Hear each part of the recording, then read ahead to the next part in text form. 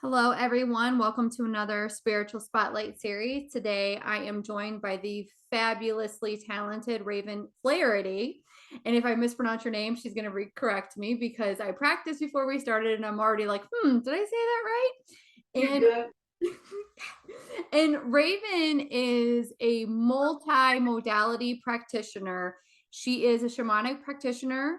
She is an artist of all mediums, which I'm excited to talk about. She's a psychic medium. She's also a musician. And the coolest thing, well, one of the cool things that she does is palm readings. Welcome so much, Raven. I'm so happy you're here today. Thank you. Hi. It's good to be here. It's good to be here. So I want to ask you this question because you're certified in a lot of different diverse modalities. And would you say that you've always been intuitive your whole life, or is this something that you kind of stumbled into as you got older? So my whole life, I talked to spirits, and I wasn't sure what all of that meant. My father thought I was psychic. I remember him getting me tested with cards when I was really young, and I remember thinking that it was cheating if I listened to the Native American spirit behind them because he could see the cards. So I was really taught not to cheat, and I didn't really understand what the whole exercise was.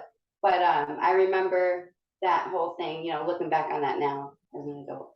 So what would you say was the age in which that your dad had you tested with the cards? I was probably 8 or 9 in Virginia.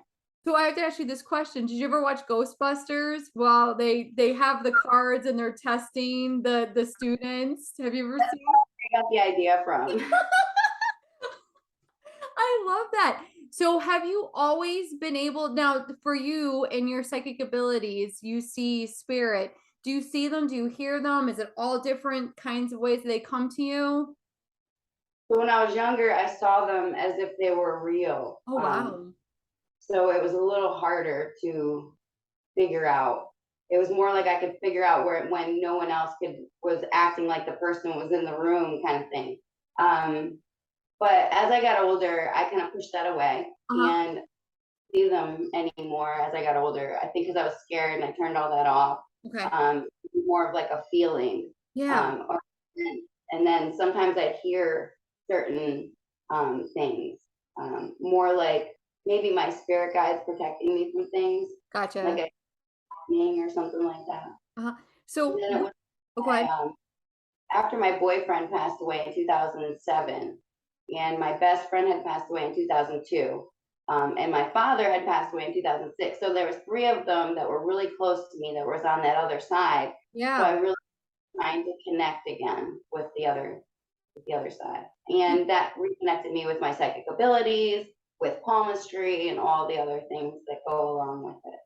How did you get into palmistry? I have to say, I have had my palm read by Raven, and I 1,000,000% recommend that if anyone is interested to go and get a reading with you because you are so inspirational when you give your readings, but you're also like really spot on. And I love your like, maybe, like it's kind of like, how did you get into that?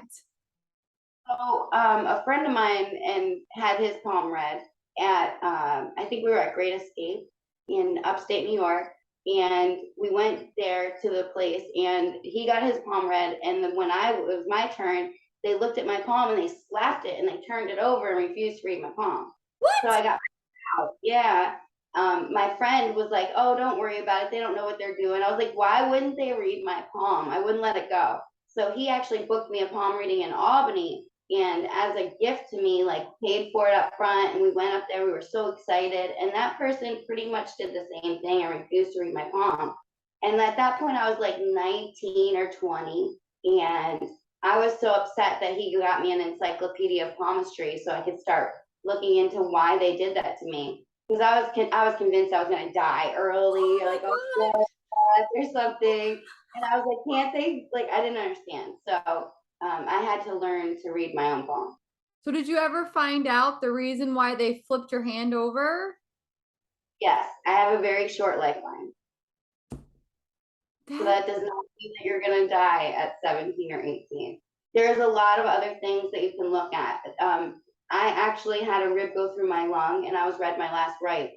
Yeah, and the lifeline has a lot to do with lungs and your breath. Yeah, yeah. And what they were looking at. And if you just do it by like a basic Western idea of it, Right. then you get real basic information and it may or may not be correct, you know. So they were just looking at that kind of stuff. And so I had to really dig deep and learn what they really meant and what and how to really read it. Yeah. Now, Yeah. I love the fact that that didn't scare you off and you're like, "No, why is it that they did this?" And good for you for even looking deeper into it to say, "No, I mean, you did have a near death experience. That makes sense." Yeah. So Yeah. interesting. Also that my boyfriend had passed away within a year of that near death experience. And there could have been a choice I could have made where I would have ended up in that car with him. Oh. Do you Both of them show up right there. And that's really hard to read. And it really looks like I might just die, you know. was But there someone you I'm just kidding, I'm just kidding. Wow, wow. No, I have to ask you this. So your boyfriend died in 2007. Did you find that like I know that you had like these kind of like really traumatic situations. Did you find that you were like getting back into your spirituality then or had you always kind of ridden the wave or was this like okay, there's something more out there than what I'm seeing right now? for the longest time, I really did see my life as a prayer walk. I saw that every single step that I took could be sacred if I put that intent into it, and that I could either take this life really seriously in a spiritual way or I could not. And I decided that I was going to do that really young. And I was on a prayer walk. I thought, but then I got a little bit sidetracked after my best friend had passed away. Uh-huh. I did start to get sidetracked off of my spiritual track. And when he passed away, I really went off the deep end a little bit, you know, and Oh. I was kind of teetering with one foot in each world, Mhm. if you will, like one foot in the world of the dead and one foot in the world of the living. Yeah. And so that opened up a world of mysticism and spirituality and a realm of knowledge and things that were in that realm of that I wouldn't have found myself in if I hadn't have been in such loss. Oh, I love that. I love the fact that I mean, you give such inspiration for those that, have gone through tragedy. And yeah, you're admitting, yeah, I kind of got bumped off my path. And, maybe you did things that you're kind of like, maybe I shouldn't have. We all go down those paths and we all kind of do those things, myself included. But you got yourself back on. And Yeah. you have like a pivotal moment, or was it all of a sudden this isn't working for me? So for me, it was my dreams. I was just not resting. And that was very disruptive to me. And the only time I would rest, I would feel like I was dreaming of where they were. And Oh, it was settling and it was peaceful to me and it was yeah. dangerous because I was spending too much time asleep and trying to sleep and trying to spend that time with them.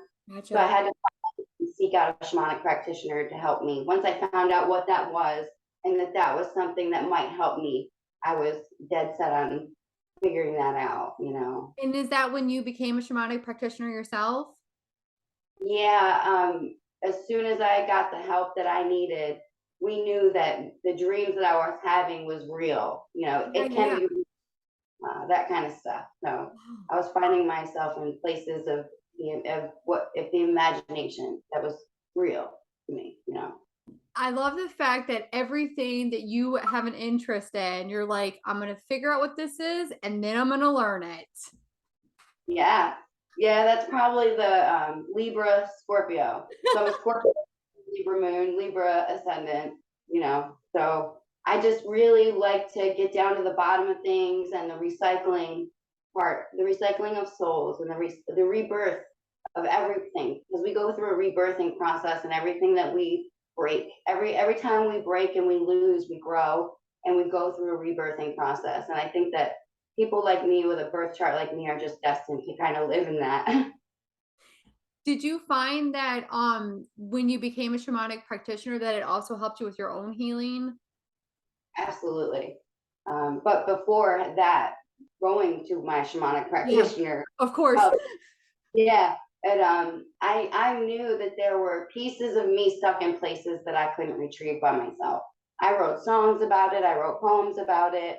I was I felt hopeless.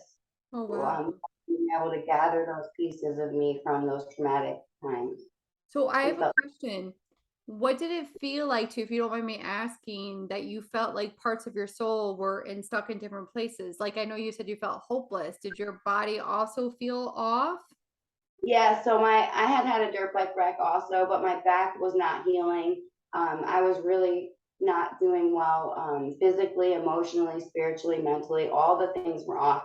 I had PTSD, complex PTSD, Yeah, and the diagnosis was that there was no way out of that. I don't like medicine. I have kidney problems. I can't take medication yeah, on a daily basis. So that wasn't an option for me, nor did it work when I yeah. tried it. But yeah, all those things locked back into place with I mean, that's not how it always is with a No. shamanic healing, but thankfully I had done a lot of work spiritually and had gotten all of it ready so that when it all locked into place, it was really life changing for me. And I couldn't go anywhere. I couldn't drive anywhere. I would suddenly be, pulled back to those places of trauma. That's what PTSD is, but it's just a constant state of fear. Wow. And do you mind if I ask you that? Do you feel like that now? I don't. It was an immediate sense of relief for me. It was, I love this.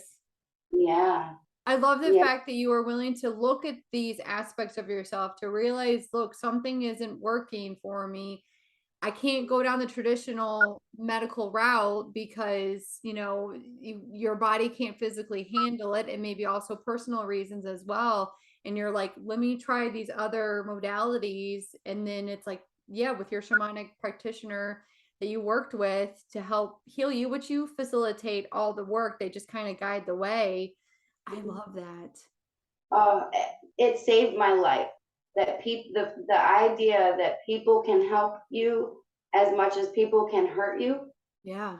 The idea that there wasn't just a part of the population out there hurting each other because they've been hurt, and that cycle didn't have a way out because the prognosis for PTSD and complex PTSD. I have dissociative disorder, so I would go out of my body and be unable to get back in also. Wow. But you're And I don't right. You're right that's because superpower with shamanism. I can now I am the manager of that. So I can go out of my body per se, um, and go where I need to go to do the work that I need to do. It's no longer my haunting me. It's now yeah. my superpower. And then with your superpower, are you also able to help your own clients with helping them pull back all the parts and pieces of them? If it's ready, yep. I don't do anything. I'm just a vessel, but Gotcha. I'm thankful vessel for anything that's ready to come back for anyone. Yeah, absolutely. But it's so true because, and I think especially right now with kind of how a lot of people's mindsets are, is that they are in victim mindset, not they're also in this hurting and like you said, PTSD and complex PTSD and living in a constant state of fear. I mean, we as a society kind of lost, some of our rights and some of our freedoms. And I mean, I don't know about you, but I feel like I've got whiplash and, with everything that's gone on the last couple of years. So I'd imagine that your work is especially powerful right now. Yeah, I'm glad to be here now, which is quite the change from where I was at probably 7 years ago. Wow. Yeah. And thank goodness for you for being, like you said, being on your prayer walk and taking it seriously, and then you're like, no, I know that I have a sacred mission. And there's something I feel like for you, there was probably something deep in your bones and in your cells that you're like, I know there's something I'm supposed to be doing here. Not only that, there's something that humans have to be doing with me. Yes. That humans can heal one another and we can help one another more and as much as we can break one another and hurt one another. It's so true. You gotta, it's almost like we have to pick a fork in the road. Do we want to help heal people, or do we want to continue to perpetuate the cycle of hurting people, because hurt people, you know? Right. And understanding that is very relieving for me and freeing for me, just to understand that all the people who've hurt me are not monsters. They're people who've been hurt. Yes. And Yes. so now seeing everything from a different perspective helps me have a lot of more compassion for people who even have hurt other people. And thank goodness that you're able to shift that mindset. Even myself, I'm a nurse, and I had to even get to my, like, in my own thought process of, don't take this personally. People don't know what they don't know. And like you said, hurt people. And I have to choose to either A, facilitate compassion, love, healing, or B, and be like, you mother, and that's, what good is that going to do for me or them or anyone else? Yeah. You know? Yep. So And then we always find the healing, compassionate story. So that helped me with palmistry, oh, because with I was scared to look. I was scared to look at the bad things. You know, mm, my Scorpio sun and my Libra moon I see that. You know what I mean? I see the negative things. But now on the other side of PTSD, I see the healing, compassionate story that comes out of that. So that's why I'm not afraid to look at palms anymore, and not afraid to learn as much as I can. And I'll always be learning, because the astrology is just insane. yeah. Once I started doing Vedic astrology on the palm, I'm starting to learn more of that, and I have so much more to learn in that realm. But Do yeah, you have you ever done a palm reading on anyone, if you don't mind sharing, that you're like, oh my gosh, this is intense? uh, honestly, no one's palm has looked as bad as mine. My ex-boyfriend's was tough, so Wow. I did know that he was going, and my friend, Wow, my did you I have really? friends that have like somehow found out that I could read palms and were like, please read my palm, please read. And she was one of them, and he was one of them. And I didn't want to read palms already at that point, Yeah. because I had already seen a few negative things, and I was just afraid. But now I know so much more to look Mhm. for, and so much more that I can look at. And, the whole picture is there rather than just the shadows. And Oh wow, I love that. I mean, like, when you do give a reading, I like the fact that you do give insight, but like you said, there's compassion, there's healing, there's, maybe a little bit of red flags, and it's our choice as, because we all have free will, if we want to listen or not. yeah, I try not to red flag anyone, to death or anything. I just can see sometimes where there'll be a conflict, but Oh, also can see maybe where the two ways out of it, or how their nature is. yeah. Because the palm reading with me, I can kind of get an idea about how you are at managing yourself and how your inner dialogue is to yourself. Yes. So if I see a problem that might have to do with that, then we can talk about your inner dialogue and cheering yourself up and be your inner cheerleader. And you can, and then I can show you how you can see you can get around things better that way. Or Oh, I yeah, love that. I'm gonna have to get another yeah. read. Astrology about activating your chart and activating your different planets. You Yeah. want to activate parts of your palm, and they get like plumper, and just they look healthier when you're doing well with your planets. Yeah, see, right there is your Nice. beat.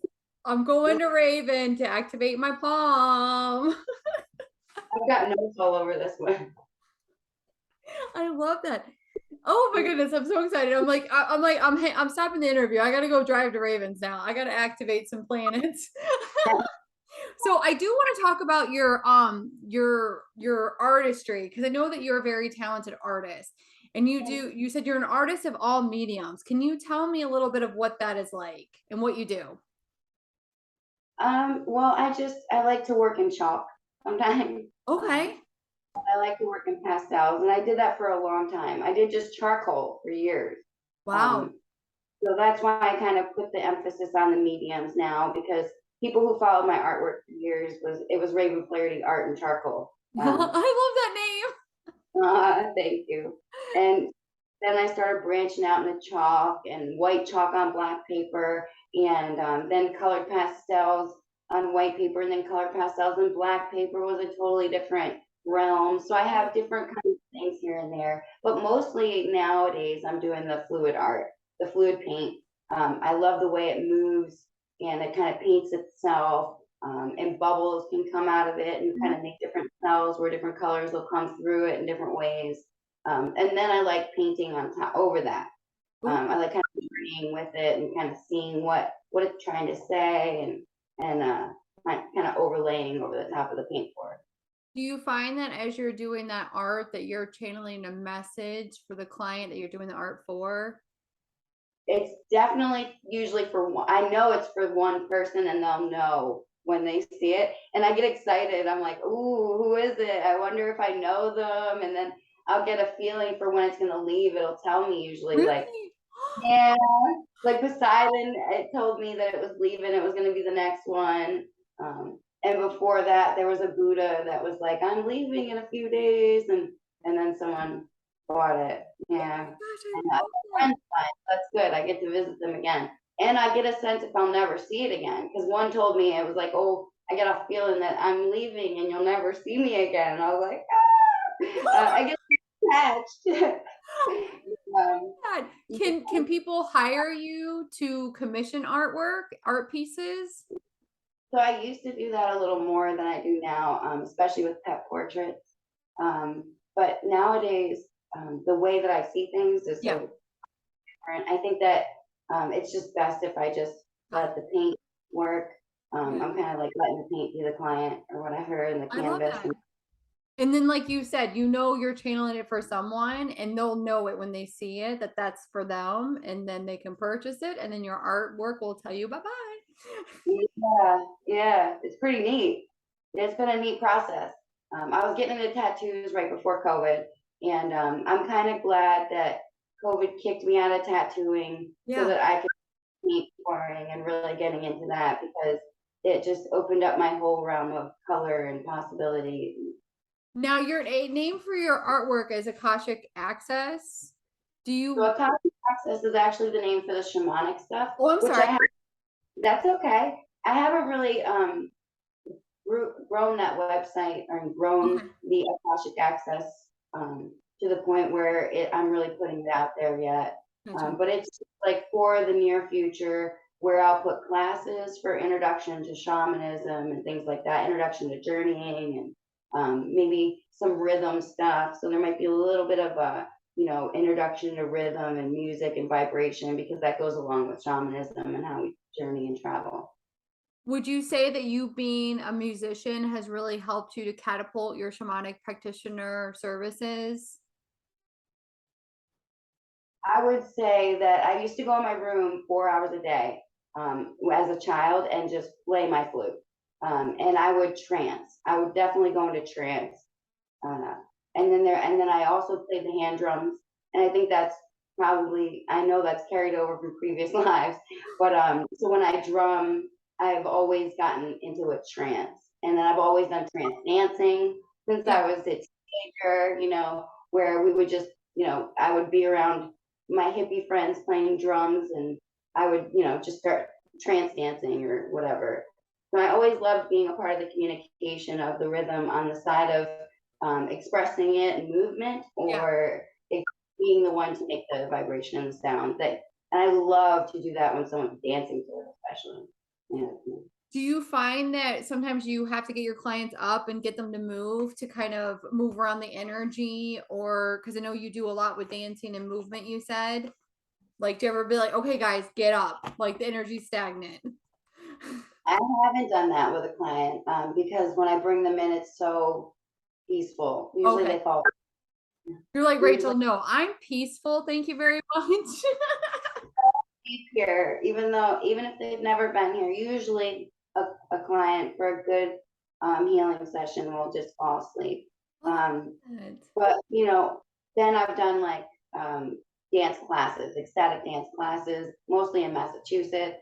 Um, but yeah, so that kind of stuff would be more on Akashic Access's Facebook Yeah. page when I start putting my stuff together and doing more things now that COVID's hopefully out on the The way. president said that the pandemic's over. Hello. So as someone who runs a doctor's office, that's our joke of the day all the time. We're like, well, the president said the pandemic's over. We're like, yeah, then why do we still get 5, 10, 15 positive COVID patients a day? I don't know, magic. Sorry. But everything's open, so I don't know. Everything's open. I'm just messing with you. I mean, honestly, right now, I feel like it's a good way to build your immune system to be exposed to other things. You know, it is what it is. Yeah, hopefully. I love that. So so do you also do psychic medium readings? Like, what do you primarily do for your clients? Is it like a mixture of all modalities? Um, yeah, I'm more comfortable doing shamanic stuff than psychic medium stuff. Nice. That's just a preference thing. I think that we all have different strengths and weaknesses, and Yeah. I would much rather, you know, refer a client to someone who does that, Yeah. because psychic medium things, it's different going through just talking to the spirit and giving those messages without first making sure with my spirit guides that those are healing, compassionate messages that they should hear, that these are for the best of all things. Yeah. That stuff gets a little muddled up when when I'm just, you know, being a medium for someone rather than the shamanic practitioner part. I will do that for people when spirit calls me to. Okay. And I can't really explain how I know when that happens, but when someone just comes at me and I know they want me to do that, then I will usually Oh, that's so nice make of you. appointments for that.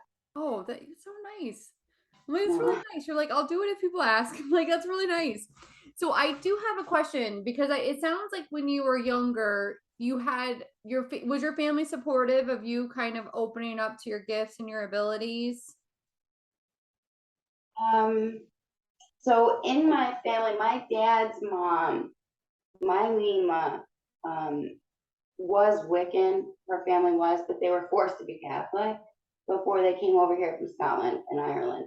So, in that way, no, we were taught to not, it was a hush hush kind of thing. Okay.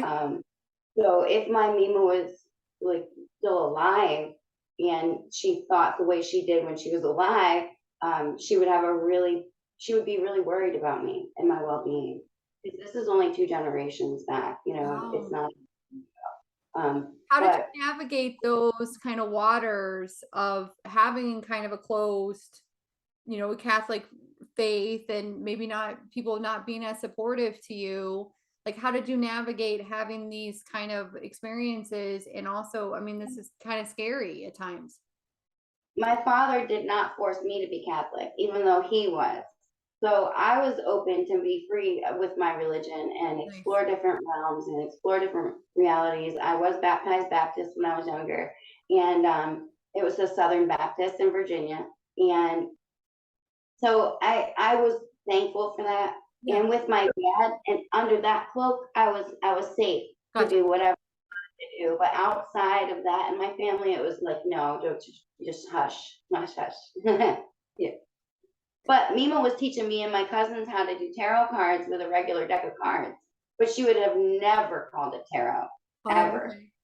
But this meant love, this meant money, and this, we could read each other. And, she's the one who taught us to do that. But yeah. Oh, so interesting. You know what's funny? I also was baptized Southern Baptist. I went to an all girls Catholic high school. Yes, you know what it's like. I do know what it's like, but I lived with when I moved in with so I had a guardian when I was 15 and she exposed me to like paganism and what oracle cards were and what's a psychic circle and what's crystals and I never was introduced to that until I was like 15 years old. So then it was just like this whole like world, but then like you probably as well, like a lot of my family, I'm the only one in my family that does any kind of the stuff. You're looking at me like you're gonna read my palm and be like, remember how I said? Everybody in my family is probably interested in it, Yes. And they're probably natural, you know, but they wouldn't. Yeah. I mean, my younger brother, I wish he would get into it, but Younger he's brother. at heart, you know. You never know. You never know what the future may bring, right?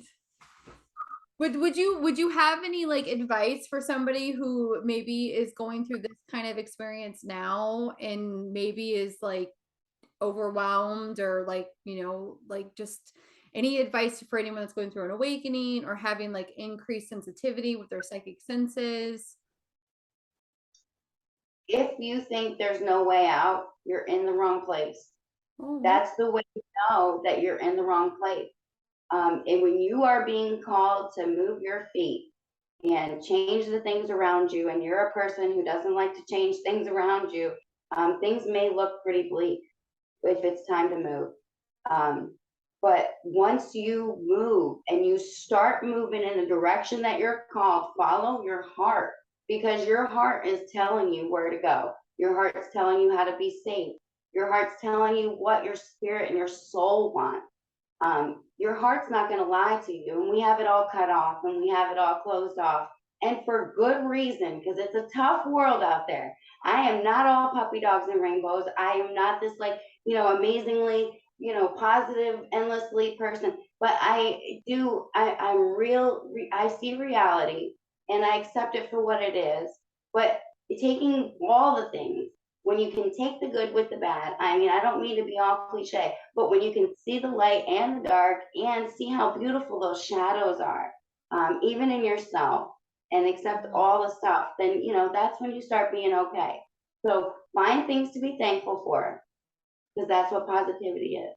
If yeah. you're having a tough time, write you a list of things that you have to be thankful for. We all have a few of them, and that list will get bigger and bigger and bigger. The more you focus on the things that you have that you to be thankful for, the Yeah, more you'll get to be thankful for. That's your bridge.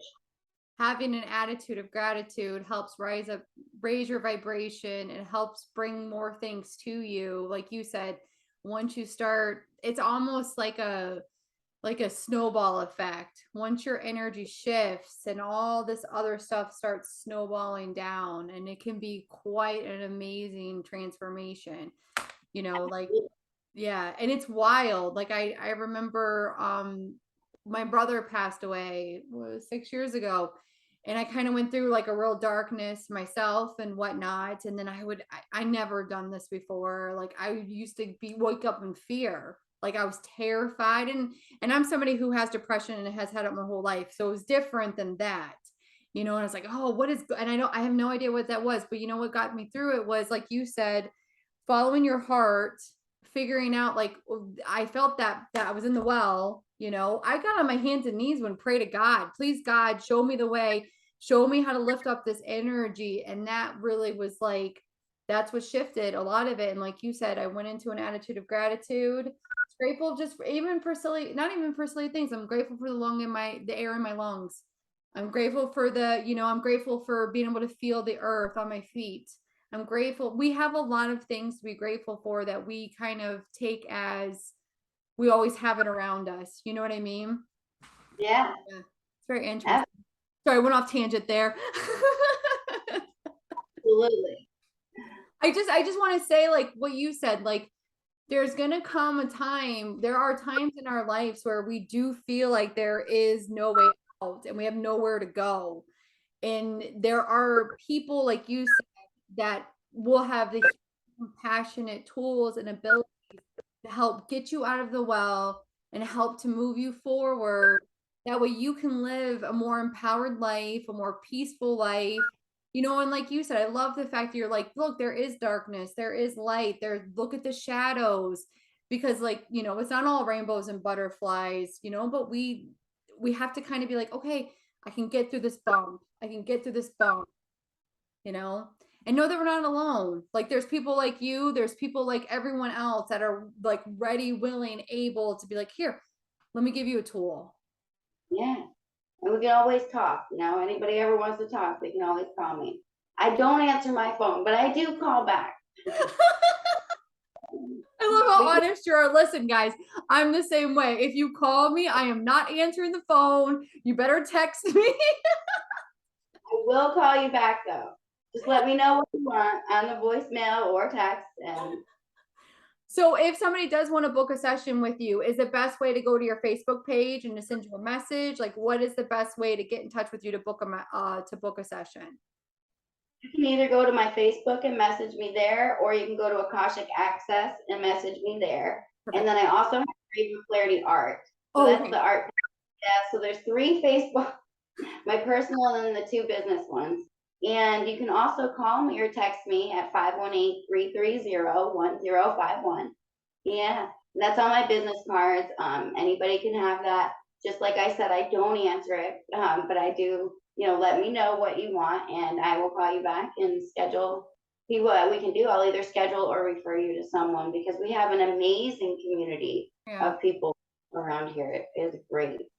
Do you do remote sessions as well? Like if somebody in Australia wants to book with you, can they book online with you? Or does it have to be Part in of person? healing is the humanity in it, and I wouldn't want to take that away from them. Yeah. So we have a great society of shamanic practitioners that's can reach out, and it's international. I'm sure we could find someone who would be more than willing and able to be the vessel that they need and have that humanity. Though we need that compassion and the human. I love Yeah. that.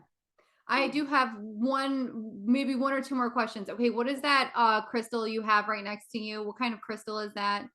The sphere? This right here. Yeah. That's just my crystal ball. Freaking love it. It's adorable. It looks very, oh, as you turn it, oh my gosh, I love that. I can see all the different colors. Oh my goodness, I love it. The Saturn. crystal in the back, is the crystal in the back like reflecting onto it? No, because this is red. Oh, it is red. Okay. I love that. Okay. Do you do scrying in that? Yes. Oh my gosh, that's so cool.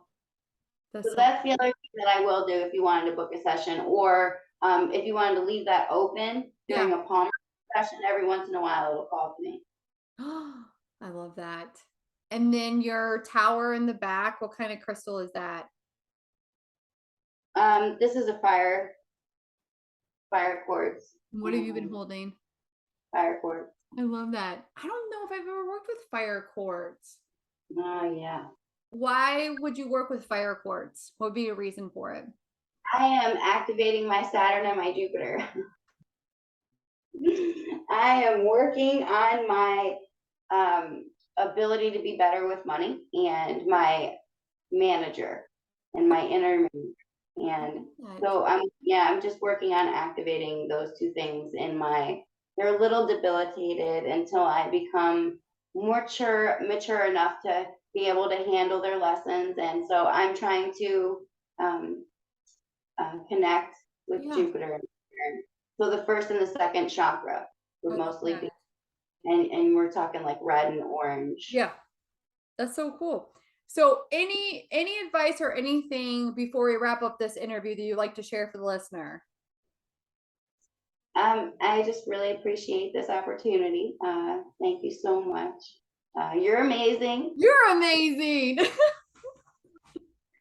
And I want to appreciate anybody who listened to this today. And if there have any questions about any of the stuff that we do, just call, don't hesitate. Consultations are always free. I'm not trying to make a bunch of money off of anybody. That's not what this stuff's about. And yeah, thank you. Oh my gosh. Well, I want to say thank you again, Raven, for being open to talk about your journey, to be open to talk about your amazing abilities and your experiences. And I just want to say thank you, everyone that was listening, and I will see you guys all next week.